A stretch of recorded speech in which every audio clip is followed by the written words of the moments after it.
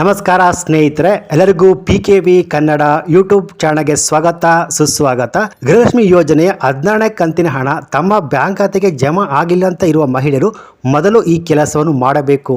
ಹಾಗೆ ಇನ್ನು ಮುಂದೆ 1 ಲಕ್ಷಕ್ಕೂ ಹೆಚ್ಚಿನ ಮಹಿಳೆಯರಿಗೆ ಇನ್ನು ಮುಂದೆ 14ನೇ ಕಂತಿನ ಹಣ ಅವರ ಬ್ಯಾಂಕ್ ಅಕೌಂಟ್ಗೆ ಜಮಾ ಆಗುವುದಿಲ್ಲ.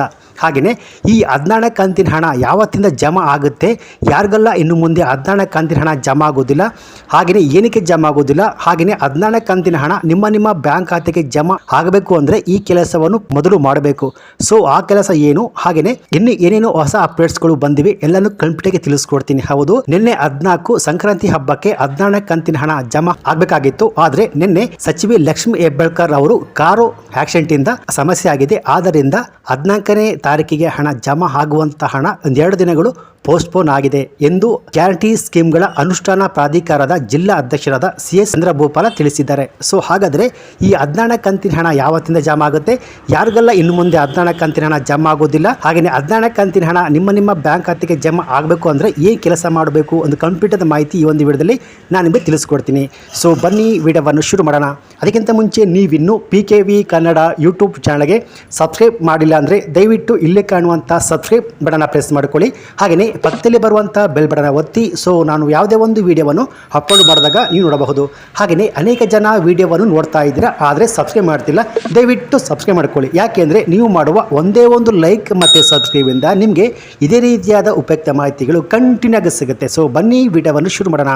ಗೃಹಲಕ್ಷ್ಮಿ ಯೋಜನೆಯ 14ನೇ ಕಂತಿನ ಹಣ ನಿಮ್ಮ ಬ್ಯಾಂಕ್ ಖಾತೆಗೆ ಜಮಾ ಆಗದಿರುವ ಫಲಾನುಭವಿಗಳು ಮೊದಲು ತಮ್ಮ ಬ್ಯಾಂಕ್ ಖಾತೆಗೆ ಆಧಾರ್ ಲಿಂಕ್ ಮಾಡಿಸಬೇಕು ಮತ್ತು ನಿಮ್ಮ ಬ್ಯಾಂಕ್ ಅಕೌಂಟ್ಗೆ ಆಧಾರ್ ಸೀಡಿಂಗ್ ಮಾಡಿಸಬೇಕು. ಸೊ ಒಂದು ವೇಳೆ ನಿಮ್ಮ ಬ್ಯಾಂಕ್ ಖಾತೆಗೆ ಆಧಾರ್ ಸೀಡಿಂಗ್ ಮಾಡಿಸಿದೆಯೋ ಆಗಿದೆಯೋ ಇಲ್ವಾ ಸ್ಟೇಟಸ್ನ ಚೆಕ್ ಮಾಡೋದು ಹೇಗೆ ಅಂದರೆ ನೀವು ಡೈರೆಕ್ಟು ಮೈ ಆಧಾರ್ ವೆಬ್ಸೈಟ್ಗೆ ಭೇಟಿ ಕೊಡಿ.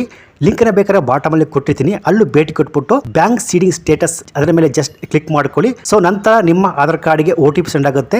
ಇಲ್ಲಿ ಬಂದು ನಿಮ್ಮ ಆಧಾರ್ ಕಾರ್ಡ್ ನಂಬರು ಬಾಟಮಲ್ಲಿ ಕಾಣುವಂಥ ಕ್ಯಾಪ್ಚರ್ ನಂಬರ್ನ ಎಂಟ್ರಿ ಮಾಡಿಕೊಂಡು ನಿಮ್ಮ ಮೊಬೈಲ್ ನಂಬರ್ಗೆ OTP ಸೆಂಡ್ ಆಗುತ್ತೆ. ಸೊ ಆ OTPನ ಎಂಟ್ರಿ ಮಾಡಿಕೊಂಡು ಲಾಗಿನ್ ವಿತ್ OTP ಮೇಲೆ ಜಸ್ಟ್ ಕ್ಲಿಕ್ ಮಾಡಿದಾಗ ಆಧಾರ್ ಸೀಡಿಂಗ್ ಸ್ಟೇಟಸ್ ಒಂದು ಪೇಜ್ ಓಪನ್ ಆಗುತ್ತೆ. ಸೊ ಆ ಪೇಜ್ ಮೇಲೆ ಜಸ್ಟ್ ಕ್ಲಿಕ್ ಮಾಡ್ಕೊಳ್ಳಿ. ನಂತರ ನಿಮಗೆ ಈ ರೀತಿಯಾದ ಒಂದು ಪೇಜ್ ಓಪನ್ ಆಗುತ್ತೆ. ಸೊ ಇಲ್ಲಿ ನಿಮ್ಮ ಆಧಾರ್ ಕಾರ್ಡು ಯಾವ ಬ್ಯಾಂಕಿನ ಅಕೌಂಟಿಗೆ ಆಧಾರ್ ಸೀಡಿಂಗ್ ಆಧಾರ್ ಮ್ಯಾಪಿಂಗ್ ಆಗಿದೆ ಎಂದು ಶೋ ಆಗುತ್ತೆ. ಸೊ ಯಾವ ಡೇಟಿಗೆ ಆಧಾರ್ ಮ್ಯಾಪಿಂಗ್ ಆಗಿದೆ, ಯಾವ ಬ್ಯಾಂಕ್ ಅಕೌಂಟಿಗೆ ಆಗಿದೆ, ಯಾವ ಡೇಟಿಗೆ ಆಗಿದೆ.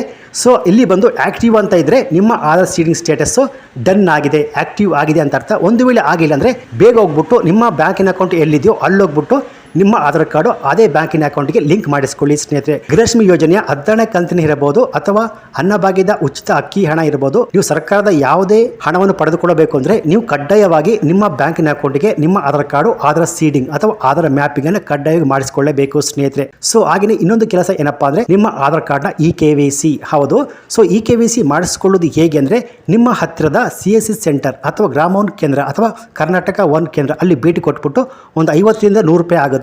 ಸೊ ಅವರ ಫೀಸನ್ನು ಕೊಟ್ಬಿಟ್ಟು ನಿಮ್ಮ ಆಧಾರ್ ಕಾರ್ಡ್ನ EKYC ಮಾಡಿಸ್ಕೊಳ್ಳೇಬೇಕು ಸ್ನೇಹಿತರೆ. ಸೊ ಯಾರು ಇನ್ನೂ ಕೂಡ ತಮ್ಮ ಬ್ಯಾಂಕಿನ ಅಕೌಂಟಿಗೆ ಆಧಾರ್ ಮ್ಯಾಪಿಂಗ್ ಅಂದರೆ ಆಧಾರ್ ಸೀಡಿಂಗ್ ಮಾಡಿಸ್ಕೊಂಡಿಲ್ವೋ ಹಾಗೆಯೇ EKYC ಮಾಡಿಸಲು ಅವರಿಗೆ 14ನೇ ಕಂತಿನ ಹಣ ಬರುವುದಿಲ್ಲ ಎಂದು ಕಡ್ಡಾಯವಾಗಿ ಲಕ್ಷ್ಮಿ ಹೆಬ್ಬಾಳ್ಕರ್ ಮೊನ್ನೆ ತಾನೇ ತಿಳಿಸಿದ್ದಾರೆ.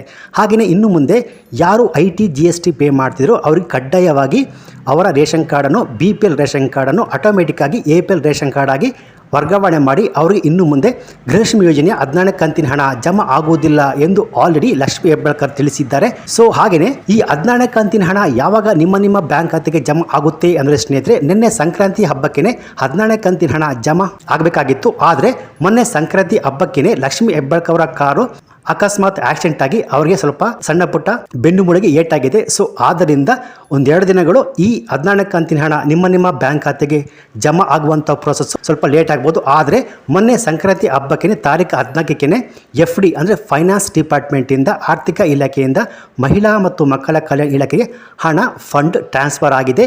ಇನ್ನು ನೆಕ್ಸ್ಟ್ ಇರುವ ಪ್ರೋಸೆಸ್ ಏನಪ್ಪಾ ಅಂದರೆ ಮಹಿಳಾ ಮತ್ತು ಮಕ್ಕಳ ಕಲ್ಯಾಣ ಇಲಾಖೆಯಿಂದ ರಾಜ್ಯದ ಮಹಿಳೆ ಅಕೌಂಟ್ಗೆ DBT ಮೂಲಕ ಪುಷ್ ಆಗಬೇಕು. ಸೊ ಆದ್ದರಿಂದ ಇನ್ನು ನಾಳೆ ಅಥವಾ ನಾಡಿದ ಒಳಗಾಗಿ ನಿಮ್ಮ ಬ್ಯಾಂಕ್ ಖಾತೆಗಳಿಗೆ 14ನೇ ಕಂತಿನ ಹಣ ಹಾಗೂ ಪೆಂಡಿಂಗ್ ಇರುವಂತಹ ಯಾರಿಗಿನ್ನೂ 15ನೇ ಕಂತಿನ ಹಣ ಬಂದಿಲ್ಲ, ಕೆಲವೊಂದು ಸರ್ವ ಸಮಸ್ಯೆಯಿಂದ 15ನೇ ಕಂತಿನ ಹಣ ಬಂದಿಲ್ಲ. ಅಂದ್ರೆ ಏನಕ್ಕೆ 15ನೇ ಕಂತಿನ ಹಣ ಬಂದಿಲ್ಲ ಅಂದ್ರೆ ಕಳೆದ 4-5 ತಿಂಗಳಿನಿಂದ BPL ರೇಷನ್ ಕಾರ್ಡ್ಗಳ ಆಪರೇಷನ್ ಅನ್ನು ಸರ್ಕಾರ ಮಾಡುತ್ತಿದೆ. ಸೊ ಆದ್ದರಿಂದ ರೇಷನ್ ಕಾರ್ಡನ್ನು ಫಿಲ್ಟರ್ ಮಾಡುವಾಗ ಕೆಲವೊಬ್ಬರ ಬಡವರದ್ದು ಕೂಡ ITGST ಅಂತ ಶೋ ಆಗ್ತಿತ್ತು ಅವರ ಸಮಸ್ಯೆಯಿಂದ. ಆದ್ದರಿಂದ ಅವರಿಗೆ 15ನೇ ಕಂತಿನ ಹಣ ಜಮಾ ಆಗಿಲ್ಲ.